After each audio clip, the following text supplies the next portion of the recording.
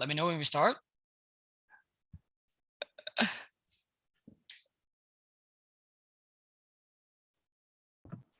Okay, we are live now. All right. Good afternoon, everyone. Hello out there, wherever you are. I hope you're doing well. My name is Jay, and I'll be your host today. And I hope you are still happy to see me because it's been a while that you always see my face here every time you're going to have a VCF. VCF is Virtual Career Fair. And first of all, by the way, I'd like to welcome you all to the biggest or Asia's biggest virtual career fair brought to you by JobStreet and in collaboration with Tech in Asia. This is actually biggest so far because this is concurrently running through 6 different countries like Singapore, Malaysia, Hong Kong, Philippines, Thailand, and Indonesia. And today, this is the first day actually of the 3 days packed event.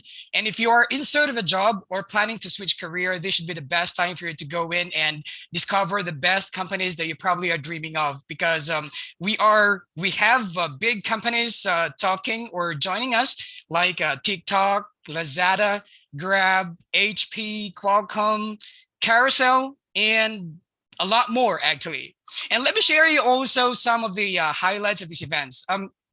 If you are into search of job, I definitely recommend you to join or go into the website, and you'll be able to see their personalized job seekers dashboard, easy registration process, live chat with employers, simple and easy interview scheduling system. And my favorite part is stand a chance to win with an iPad when you apply for a job now, right? Isn't it exciting? Right? I think you are. You are excited to do that as well. Okay. And today, I am also excited to introduce to you our speaker. Let me tell you about his achievement. He is actually an international career master trainer, the best-selling author who has empowered hundred thousands of individuals in their career journey, including over 2,000 uniformed personnel. He has also won 4 national awards of excellence from national associations across 4 different domains. And he's going to talk to us about secrets behind interview getting resumes. And if you're looking for a job or tech jobs or want to work for tech companies, I think you should this should be a good time for you to work in your resume so that it will stand out among others. So without further ado, let me welcome Mr. Han. Hi, Mr. Han. Hello, Jay. Thank you very much for your kind introduction. Yes, you're welcome. Hope you're doing well today. I'll pass the floor to you. Sure. Thank you. Good afternoon, everybody, wherever you're watching from. Welcome to this first webinar of the day. It's called The Secrets Behind Resume Getting Interviews. So I'll take about 45 minutes, and then after that, we'll take questions. Jay was very kind in introducing me about my background, but the focus today is on you, the job seeker, whether you are a fresh graduate, a mid-career, or a career changer. This is the talk for you. All right. And my style is I do not use PowerPoint, but instead I've prepared handouts for you. So if you can download the handout where we have a lot of gifts for you, including templates for resumes, so that you can use it and beef up your resume. Okay, so with that, I'll give you some time to download the file, and maybe in 30 seconds I'll start. So in the meantime, you can just download, or if you have questions, you can just type while the staff will take care of your questions and they'll ask me later. All right. So while we're waiting, we'll just talk a bit about resumes. Resume is just one of the 2 ways to get an interview. Because to get an interview, there are only basically 2 ways. A resume or a referral. So today we'll talk about both because these are the secrets behind getting an interview. Basically, for job search, the process is very simple. There are only 3 steps if you know what kind of job you want. So for example, you say, Han, I want to be a data analyst. So you already know data analyst. So 3 steps, we call it TAO. Step 1 is find out who is the target manager that can give you the job. Step 2 is to get an appointment, and step 3 is to get an offer. So the focus of today's talk is on getting an appointment, which is an interview. Okay. So I hope you have downloaded your handout so that we can start. I'll just follow through the handout. If you need me, I may share screen. If not, I'll just talk as it is. All right. So let's zoom in straight into the handout. Basically, the world has changed since COVID hit us about 2 years ago. So the first point in the handout is all about the new world of work post-COVID. So what does it mean? Basically, there are 3 trends that you must be aware of in this new world of work. All right. First trend is remote work, meaning you can work from anywhere. And how does this come about? This came about because of global competition. Remote work came about because COVID came and everybody has to do safe distance and all that stuff. So you say, okay, fine, you work from home, you work from anywhere. But once staff goes home and work, they realize that, oh, if I can work from home, I can work from anywhere. And companies suddenly wake up and say, oh, okay, I don't need so many permanent headcount. I can actually get talent from around the world. As long as they're connected to the internet, they can hire them. So this is where competition becomes global. And all this is possible because of technology, or what they call artificial intelligence. That's why to thrive in this new world, being digital is a must. All right, meaning you must be comfortable going on platforms, knowing how to share files, present virtually, etc. So those are the rules of the new world of work. Remote work, global competition, and artificial intelligence. These are the major changes.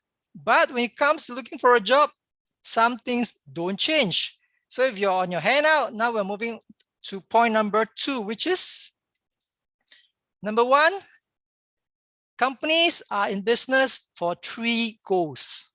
What are they? Increase profits, increase market share, reduce costs. So no matter what comes, pandemic or any economic downturn, these 3 goals don't change. That's why companies are in business. All right. Increase profits, increase market share, reduce costs. So when you prepare a resume, make sure you target these pain points for every company. This is what they are looking for. That's number 1, things that don't change. Number 2, things that don't change. You must understand, why do jobs exist? Jobs exist because there is a problem to be solved. That's why all the vacancies you see on JobStreet today, there are so many vacancies like Jay shared, whether it's from TikTok, from Grab, from Carousel. There are problems to be solved, and you are not the job seeker. Your positioning is problem solver. So once you position yourself as a problem solver, you stand out from the rest of the competition. Of course, you must know the relevant problem to solve. And that's why besides problem, you got to understand what is the pain that results from the problem. So example, you look at a lot of jobs looking for data analysts. Why? Because there's a lot of data out there, but there's nobody to analyze to make it into useful intelligence. So there's a problem. And the pain is that without that information, the companies cannot proceed with their growth plans, marketing plan. And so that's how you will design your resume. Target the problem and address the problem. So straight away, you are no longer just another job seeker. You are a problem solver that the company would love to have you. So these things don't change. What's the third point? Third point to remember is this: companies do not hire people. So say, Han, what does that mean?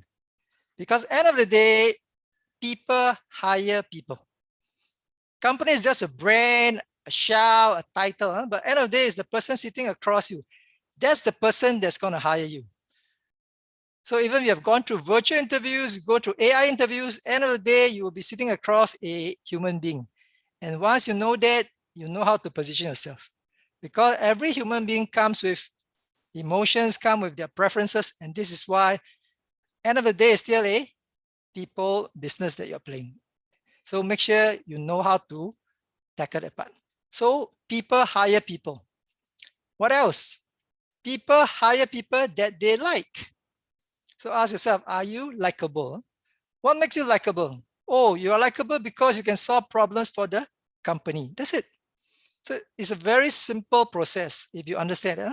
Companies are in business to make profits, and in the process, there are problems they face, and they need to hire you to solve the problems. That's it.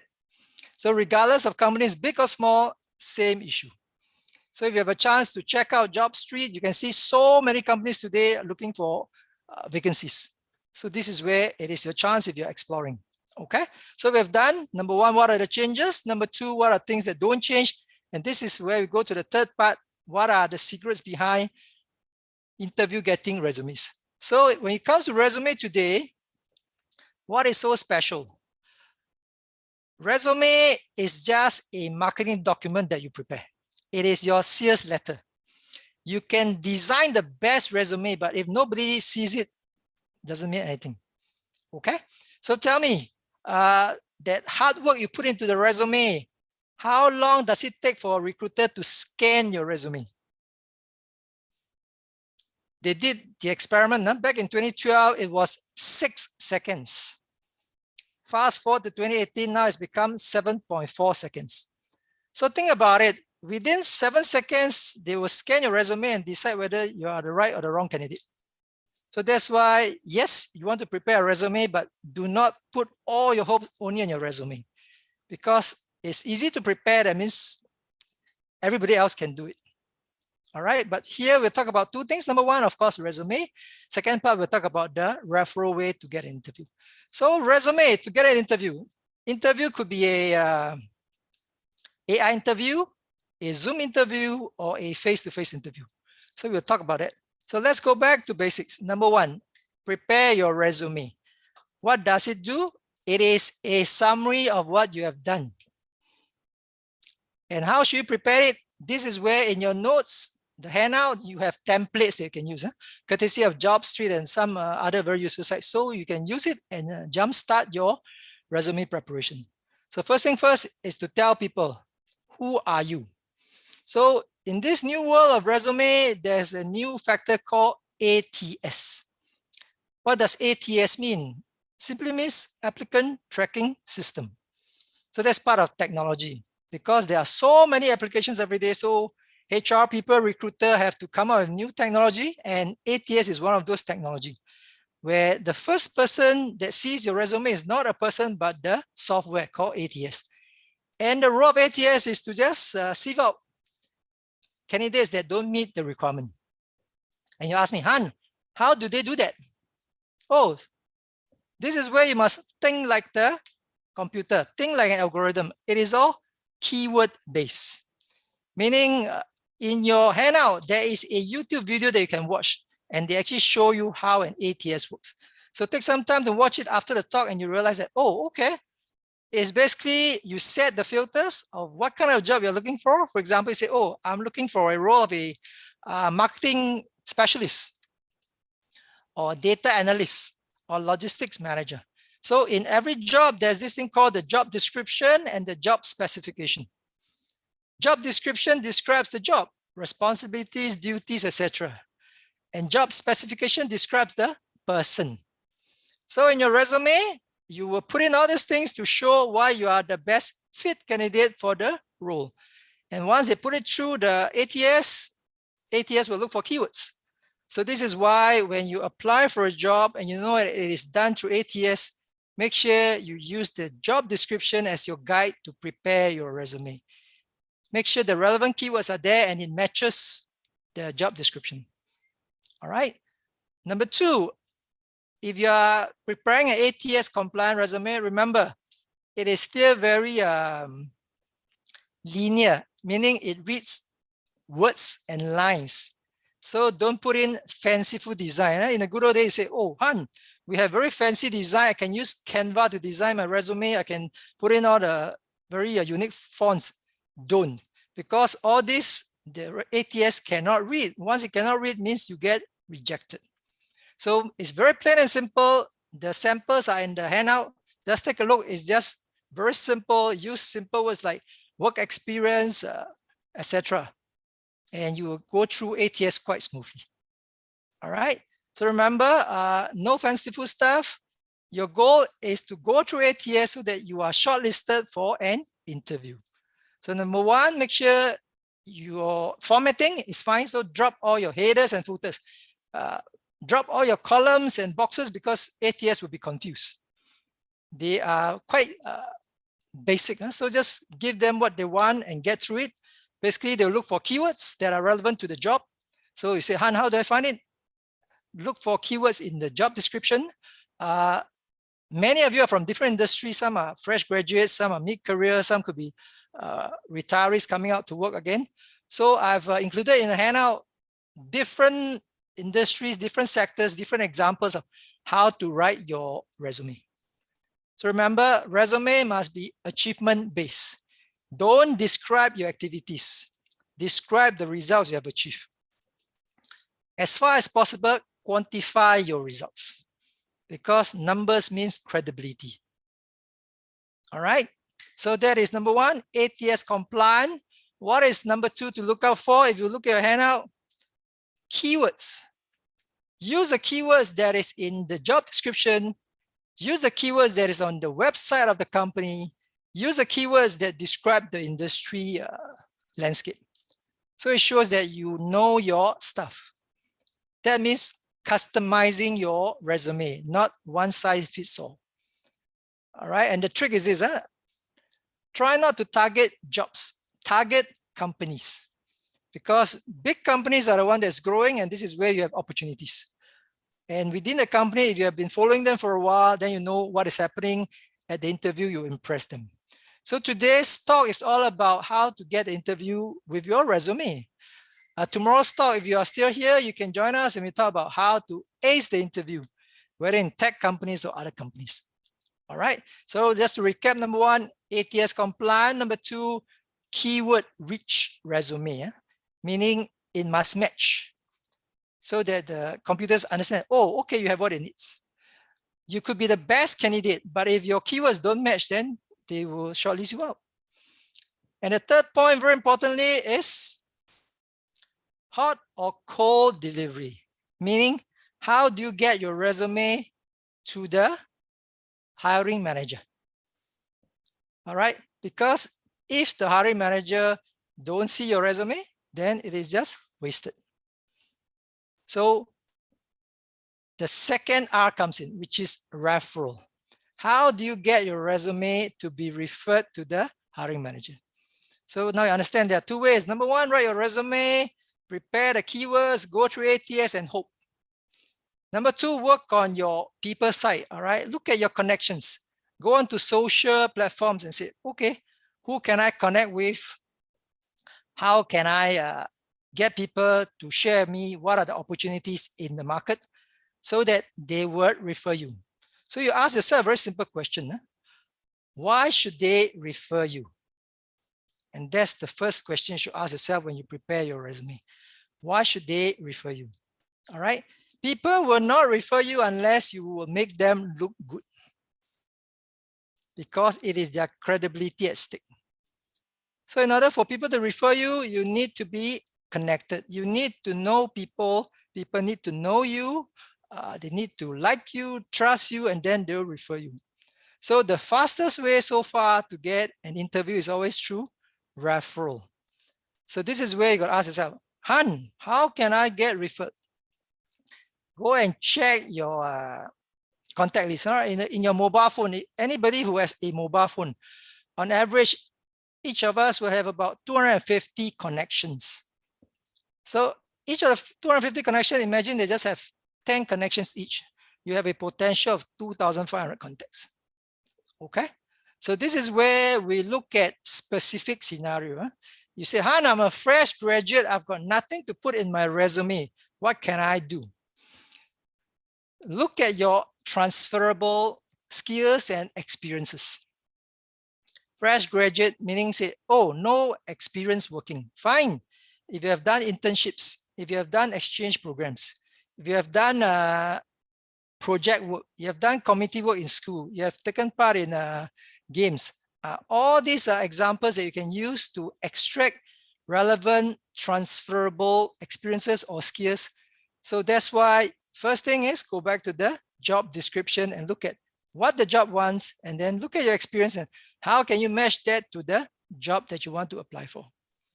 So fresh graduate, you would have all this transfer experience, but more importantly, you have something on your side. Number one, you have a long runway. You are still very young. Number two, you have energy.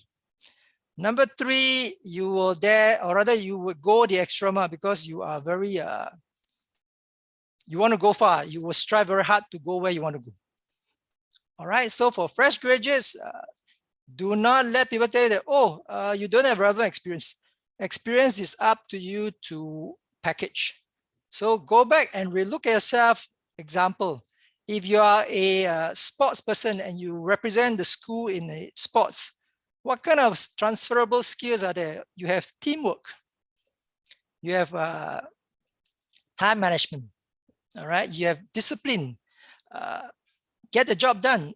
So this is all very important for fresh graduates. So never let people tell you that you don't have relevant experience. So that's targeted for fresh graduates. Now we go to the second group. What if you are a mid-career trying to change career and you say, Han, I don't have relevant experience. How can I change career?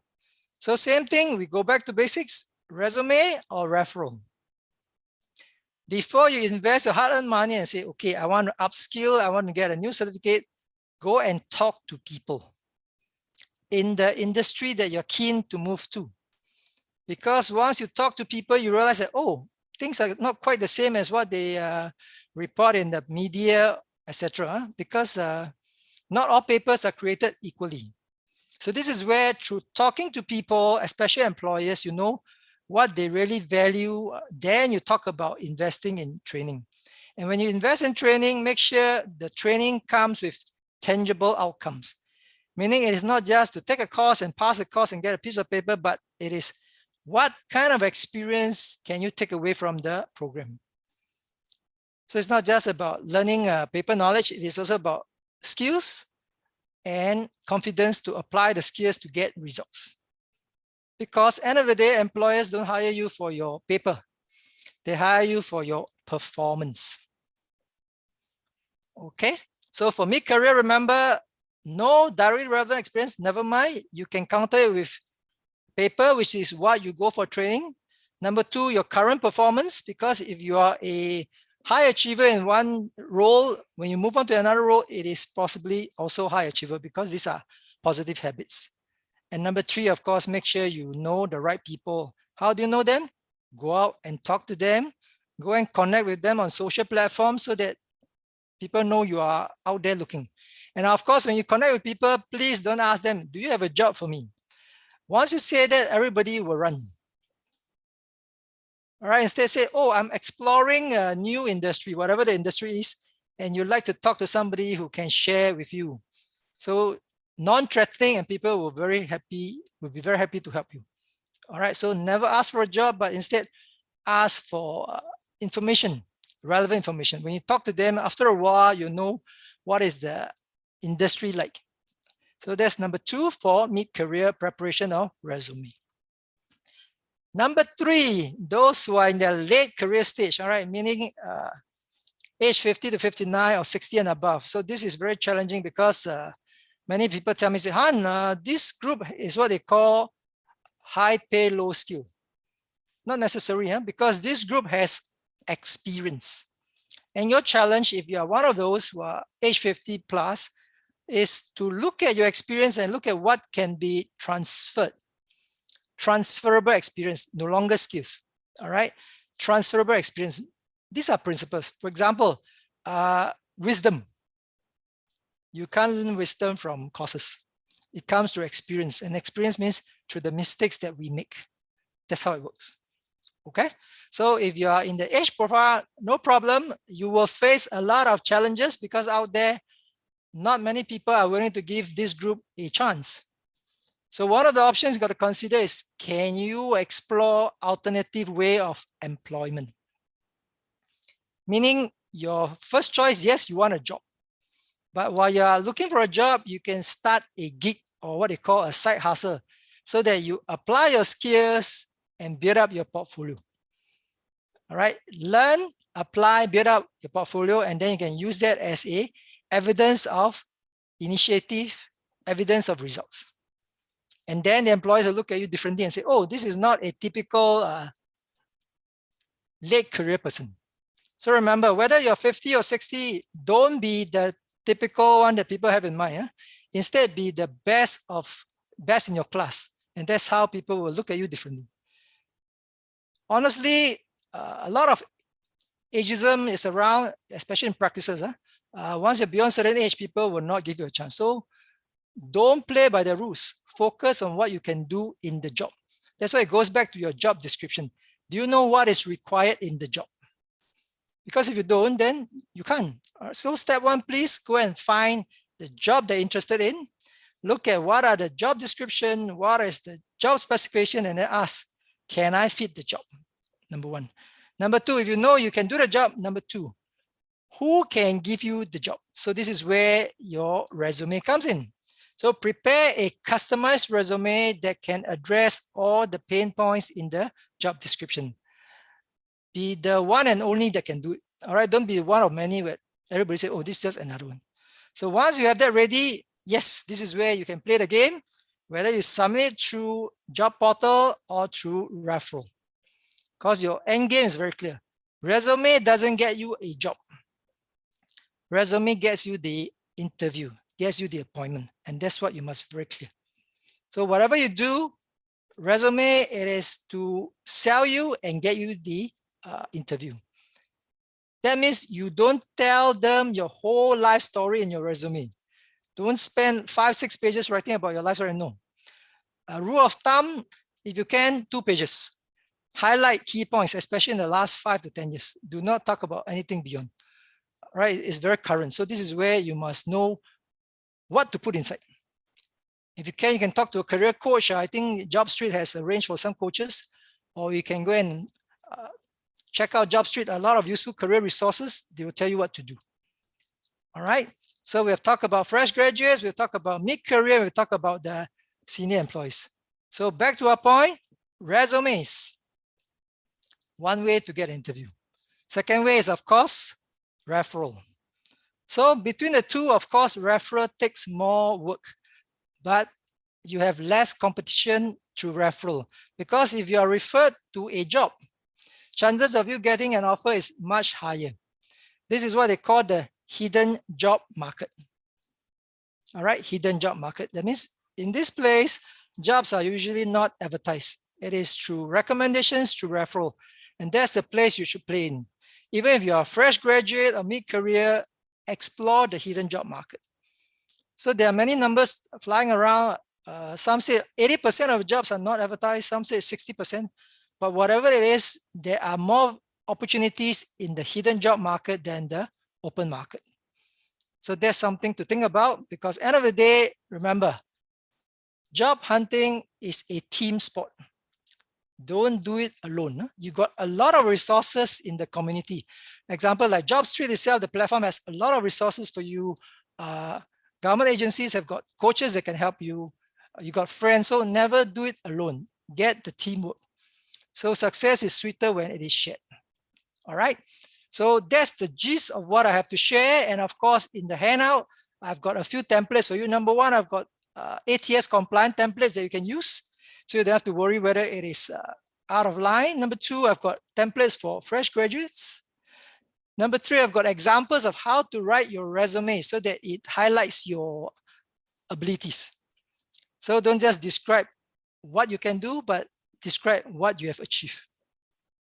And of course, for those of you who are applying for more senior jobs like managers and above, we've included the link to the Skills Future Framework in Singapore, where they have 34 different sectors and all the key competencies that you can use to write your resume. So bottom line, remember, resume is important, but when you present yourself, make sure you are what you say you are. So no inflating of achievements or titles. Do not try and cheat the ATS because they will find out. Basically, just play by the rules and you will get your interview sooner than later. Okay, good. So I'll stop here so that I can take some questions. Jay, back to you. Hi, hello. Thank you so much for sharing that, Mr. Han. It's very insightful. And for those, by the way, who are viewing us now, it's time for you to ask questions. If you can see, there's like a logo at the top left of your screen. It's a jobs logo. You can actually click on that one to send you us the questions. Okay. All right, let me start with a question, Mr. Han. I'm quite curious myself actually right now, right? Because it's a different story from before during my time and also for now, especially in Singapore, that Singapore is having this campaign about discriminatory, right? And you mentioned earlier that possibly recruiters only take 7 seconds to review the resumes of the candidate. So is it still important nowadays to put a very nice photo or something like that so that the recruiters might get attracted to the photo first and then read through the details? Good question. Thanks, Jay. Okay, let's put it in context. ATS or applicant tracking systems are normally used by bigger companies. Small companies, they are still very much manual. So it's like the luck of your draw. If the first contact is a recruiter, then maybe perhaps a photograph may help. But if your first contact ATS, then your application may be rejected because they can't read photographs. They can't read images. So that's the disadvantage of an ATS system. All right, so basically it's just plain text. So that's the context. Number two, if you want to send a photograph, this is a challenge because photos are very subjective. Of course, everybody wants to send an Instagrammable kind of photographs. But when you send a photograph, before you send it, check with your best friend or your spouse.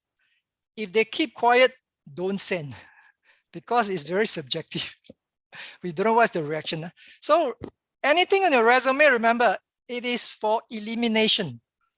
So it could be a photograph, it could be certain keywords.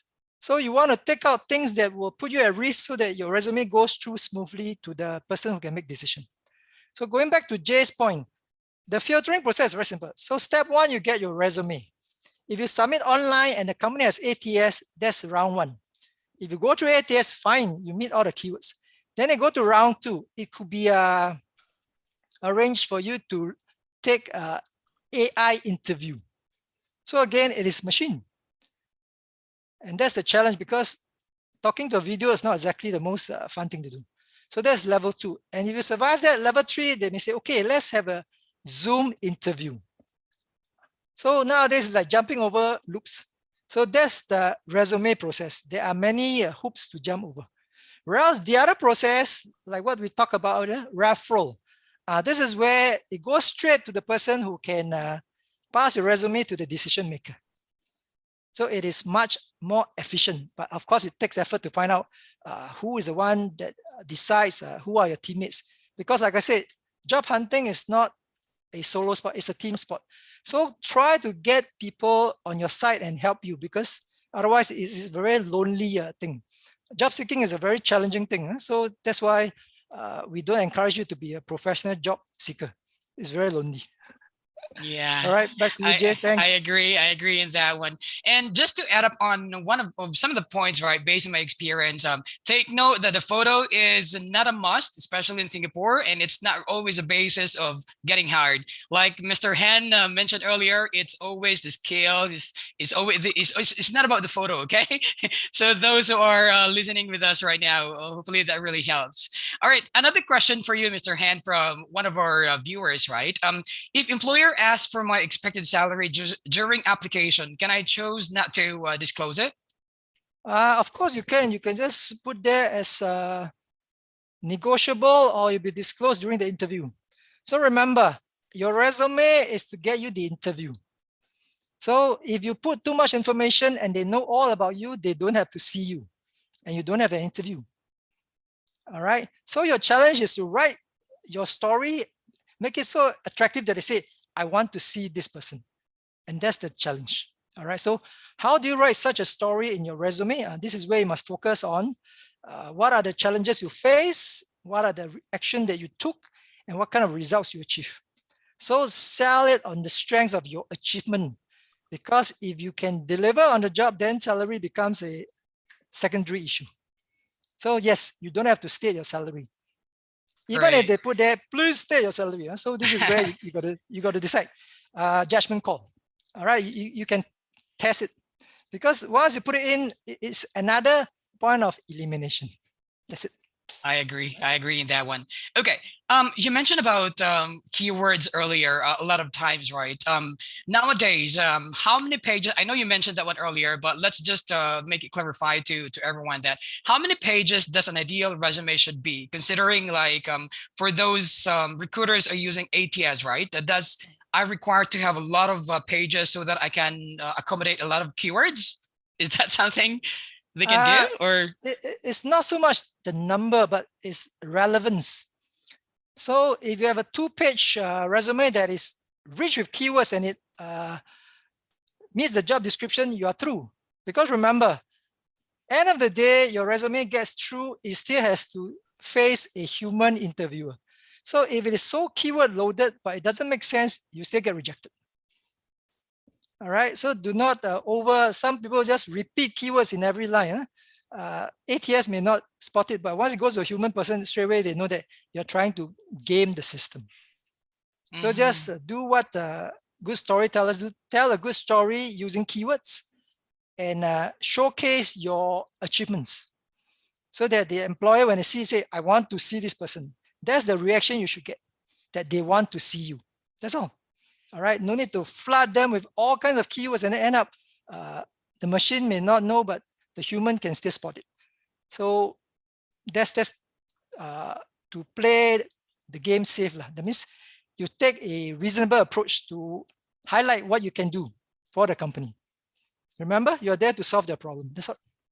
Yeah, I like that word. I like remember to solve the problem. Okay, so I also remember Mr. Han, right, that you mentioned earlier that don't look for the job, but look for the company, right? Yes. So my next question is, do we need to adopt our resume for different companies? Let's say if you are targeting to apply for this company, do you have to do some changes on your resume so that it will adopt what this company wants?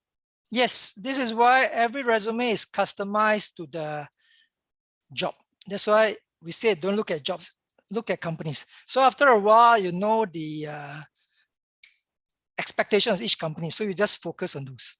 So remember, don't have one version and send out to 100 companies. It doesn't work anymore. That's what they call spray and pray. It doesn't work. All right. So be very targeted. Be like a sniper. Every shot you send out, it meets the target. So go take a step back and learn this word called corporate empathy. Put yourself in the shoes of the employer, the hiring manager. Recruitment is one of his biggest headaches because he's got 1,001 things on his mind. So it's like, how can you write something that will appeal to him and say, oh, this is who I've been looking for. I want to see him or her, so that you can come in and help the hiring manager. So the empathy part, put yourself in their shoes and say, what is keeping them awake? Why? How can you help them solve their problem? Whether it's people problem, process problem, profits problem. So that empathy part comes through. We call it corporate empathy. That means understand companies are in business to increase profits, increase market share, reduce costs. That's it. So when you write your resume, address those points and your resume will stand out. I That's it. agree. All right. I agree in that Thanks. one. Good point though. How about for, I mean, if you already have the good resume, right? Presentable, you have all the details, right? Does a candidate still need to have a cover letter? Does it have to, like separately to be submitted to a company? Is it important to have a cover letter still when they apply? Okay. Good question. If you do a quick poll out there, 50% say I want a cover letter, 50% may say I don't need a cover letter. All right. So for you to decide whether to put in a cover letter, ask yourself, does your cover letter give you a competitive advantage? Meaning, does it add value to your application? Because the resume is more like just a summary of what you have done. So your cover letter could be something that sells you even more. Meaning, why are you the best fit person? Because cover letter is like your sales letter. It tells the story of why you are the best fit. Resume is about the history of what you have done. So in your cover letter, you can talk about potentially what you can do for them. So to decide whether or not to write a cover letter, ask yourself, does my cover letter add value to my application? If you think so, yes, include. If you think it doesn't, then you take it out. Some schools of thought say, oh, Han, I can put it, instead of cover letter, I put in an executive summary. That means you summarize your story in probably 6 to 8 lines. You can, Okay, but remember, hiring managers, recruiters take only about 7 seconds plus minus. So you have to highlight keywords. The human eye only look at keywords. So that's the thing I can tell you, all right? Because cover Right. letter is still very useful for people who can tell good stories. Of course, in your cover letter, make sure you demonstrate how you can solve the problem for them. That's it. Exactly. That's true, right? Okay. Going back to the keywords, because yeah, I think this is the word for the day, the keyword. Okay. Um, what does tech companies nowadays look for when reviewing a resume? Does it have to be specific with a keyword? Because let's say, for example, a candidate is switching a job from non-tech to a tech role, right? Mhm. What does or can you probably advise them what kind of keywords these tech companies are looking for in a resume of a candidate? Okay, good question. First thing first, in tech companies, there are tech light roles and tech heavy roles. So tech heavy roles are those hardcore data sciences, programming, coding. Those are quite difficult. It's either you know or you don't. Whereas for tech light roles, this is where somebody changing career may have a better chance. So how do you find out? Simple. Go to the company website, look at all the job vacancies and look at the language they use. Those are the keywords that you look for. All right, because once you see the language they use in their job description in their website, you know that's the lingo in the company. And of course, whatever company it is, tech or non-tech, the three goals doesn't change. It's all about how do I use tech to achieve the company objectives. So when you go for interview again, you have the line managers and you have the human resource people. So the line managers may be more technical. They may demand specific keywords. They may ask you to do a coding test, etc. But for HR, they probably ask you the more generic questions about your strengths and weaknesses, etc. So in your resume, you will address both. Mm-hmm. So keywords come from the job description. Cannot go wrong. Exactly. But your keywords, if it's supported by evidence, then you have an advantage. So this is where a lot of people say, Han, I've attended this, I've collected 20 certs, but it doesn't mean much unless you've applied it and get some results. It demonstrates application, more valuable than just a piece of paper. All right, because at the end of the day, remember, companies hire you not for your paper, but for your performance. So that's something to think about. Right. Okay. I have another interesting questions right here, right? Okay. Nowadays, we all are using social media. The question is a social media nowadays already a form of resume? Like, does employers take a look or go into your social media account to see how you're doing well over there? Great question, Jay. Okay, let's take a look at this landscape today. Um,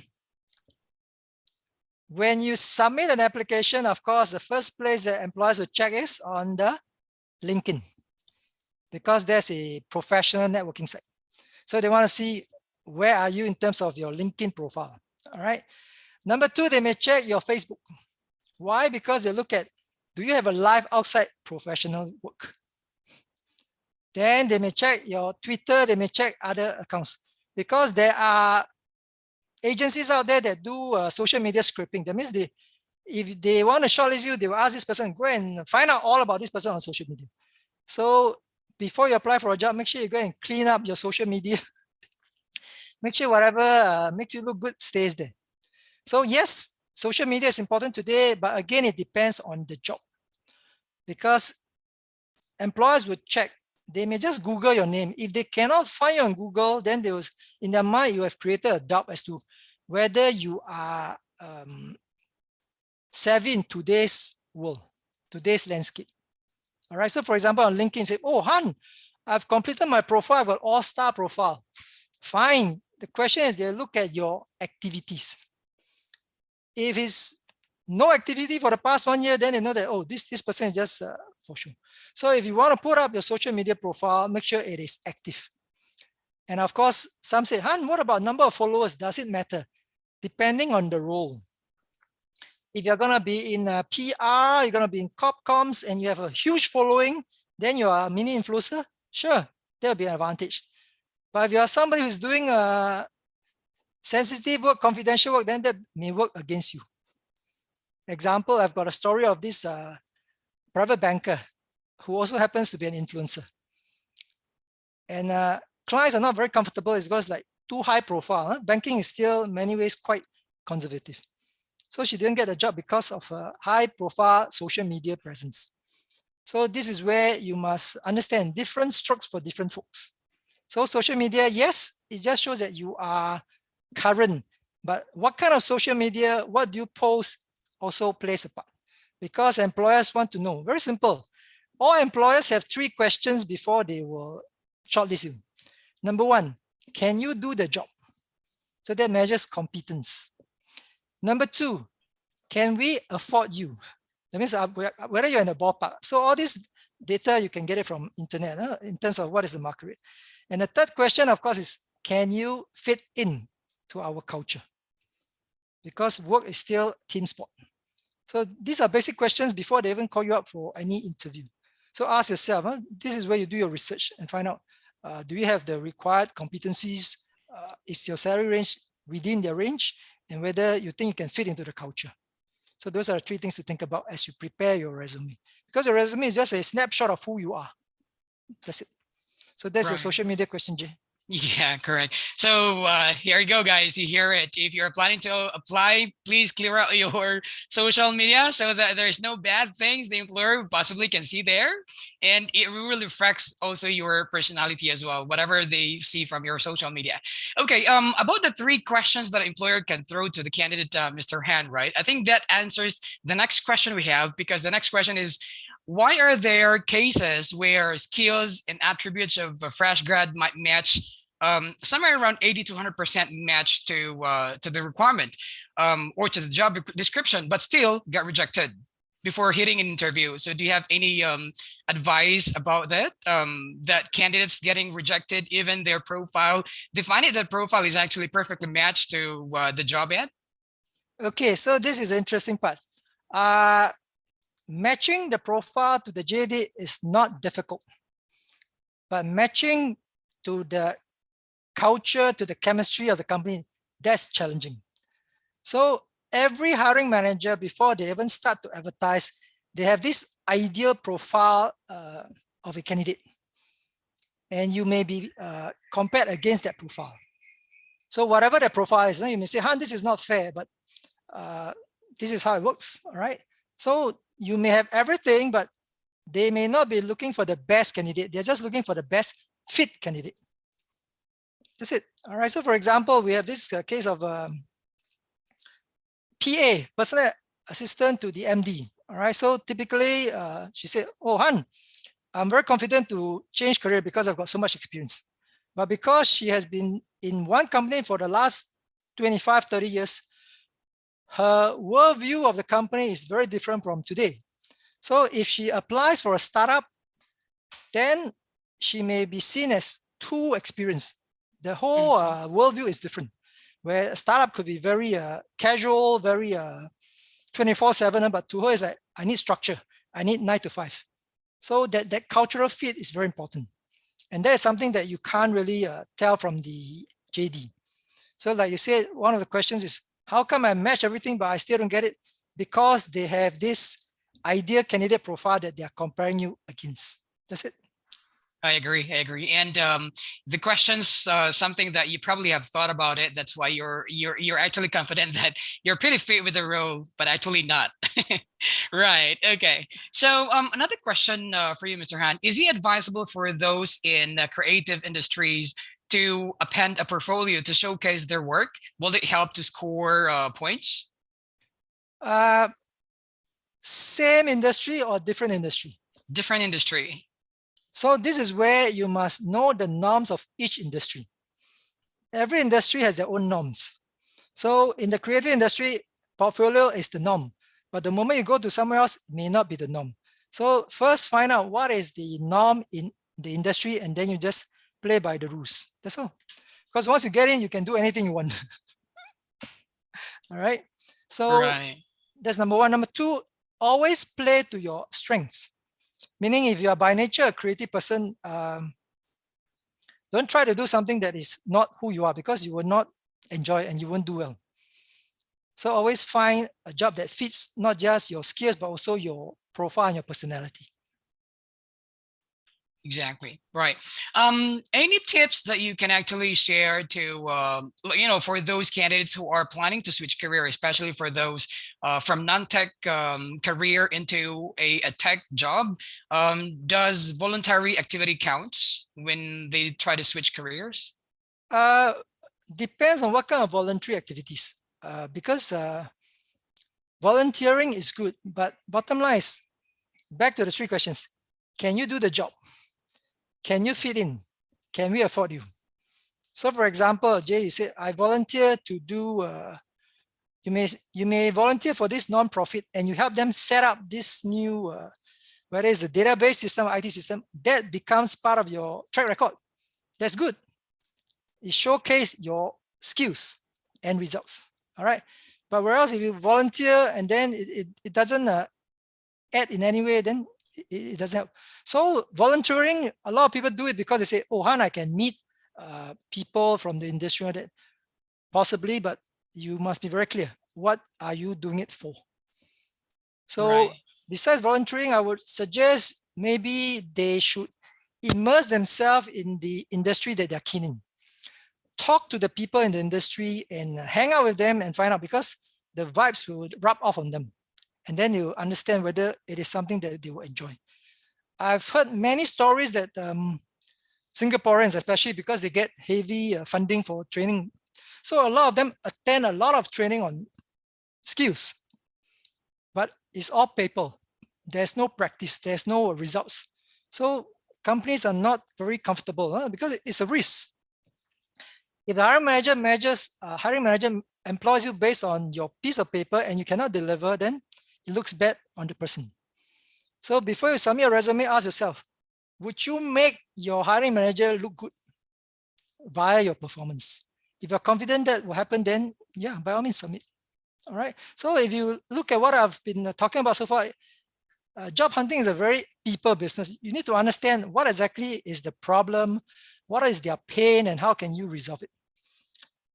And after all, you only need one job to succeed. There are thousands out there. Look at today's career fair. There are so many thousand jobs.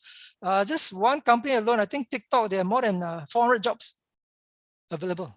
And many of them are tech jobs. So what you can do is immerse yourself in the industry, whether, like you say, volunteer, be useful, be helpful in the industry that you're keen in. Then you are visible to the people that can give you opportunities. So it's not easy because some say, Han, I'm very shy. I don't like to network. So this is where you must be willing to do what others don't want to do, so that you can achieve what others cannot enjoy. That's all. All right. Right. Really nice to hear that. Okay, so I think we still have one last question. We still have time to accommodate one question, right? So what is your advice to candidates who feels hopeless because they've been applying for jobs for quite a long time already, and yet they still haven't managed to get one, right?